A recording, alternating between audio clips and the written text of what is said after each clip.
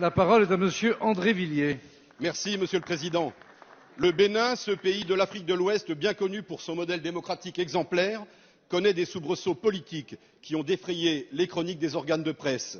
Sous le prétexte de réformes institutionnelles, c'est à une véritable chasse aux opposants à laquelle on assiste. Les uns après les autres, les nombreux acquis sociaux obtenus lors de la conférence nationale de février 1990 sont supprimés. Cette conférence historique avait ouvert la voie à la démocratie dans plusieurs pays d'Afrique après tant d'années de parti unique.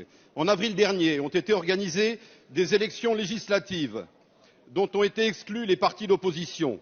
Malgré les nombreux appels au dialogue avec l'opposition et les médiations internationales, le scrutin du 28 avril dernier a été maintenu. Le mécontentement du peuple s'est traduit par un taux d'abstention record avoisinant 80%. Cela n'a pas empêché la Cour constitutionnelle de proclamer les résultats, répartissant les 83 postes de députés entre les deux partis du président. Des manifestations d'une violence jamais connue au Bénin ont alors envahi le pays. Pour endiguer la contestation, l'armée a tiré à balles réelles sur les manifestants, occasionnant une dizaine de morts et de nombreux blessés. C'est dans ce climat de peur et de terreur que le 1er mai, 2 de nos compatriotes ont été pris en otage par des djihadistes au nord-ouest du Bénin.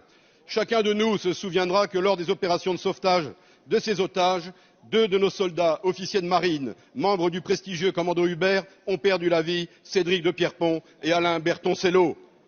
La situation politique qui prévaut aujourd'hui au Bénin est préoccupante, non seulement parce qu'il s'agit d'un pays avec lequel la France a des liens historiques très forts, mais surtout parce que le Bénin, où la France compte de nombreux ressortissants, est une référence en matière de démocratie sur ce continent. Voilà, Monsieur le Ministre, nous souhaiterions entendre votre appréciation de cette situation et quelles actions pourriez-vous mener pour que ce pays ne sombre pas dans un cycle de violence permanent.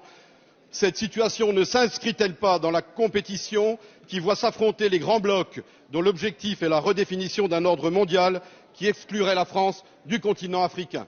Merci, cher collègue. La parole est à Monsieur Jean-Baptiste Lemoyne, secrétaire d'État auprès du ministre de l'Europe et des Affaires étrangères.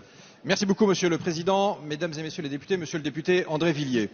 La France et le Bénin, il est vrai, ont une tradition de coopération forte depuis le retour de la démocratie en 1990. Et très clairement, nous sommes préoccupés par la situation. Avec les États membres de l'Union européenne, nous avons publiquement émis des regrets forts concernant le déroulement des élections du 28 avril. Des élections qui, compte tenu de la façon dont elles sont déroulées, ont conduit après à un certain nombre de violences et nous avons eu à déplorer, comme vous l'avez dit, des morts et des blessés. Et donc nous appelons aussi très clairement au calme et à la retenue l'ensemble des partis. Ce n'est que dans un dialogue apaisé que les choses pourront avancer. Le président Talon, le 20 mai, a fait un discours à la nation. Il convient désormais que les mesures d'apaisement soient, dans les faits, mises en œuvre. Nous suivons la situation avec attention et ce n'est pas une clause de style. Nous le faisons avec nos partenaires de la CEDEAO, de l'Union africaine. Nous le faisons aussi lorsque des individus sont menacés. Monsieur Ajavon, qui est un homme politique du Bénin, s'est vu octroyer l'asile par l'OFPRA il y a quelques jours. Et cela montre que nous sommes aussi à la hauteur de notre tradition d'accueil de ce point de vue-là. Cotonou, c'est aussi le symbole d'un partenariat entre l'Union européenne et les pays d'Afrique, de Caraïbes et du Pacifique. Cet accord de Cotonou, il prévoit en son article 96 un processus de consultation. Il prévoit aussi que les valeurs de droits de l'homme, de démocratie et d'état de droit sont un pilier de notre coopération. Eh bien, nous formons le vœu que cet esprit de Cotonou, plus que jamais, continue à souffler. Merci, Monsieur le Ministre.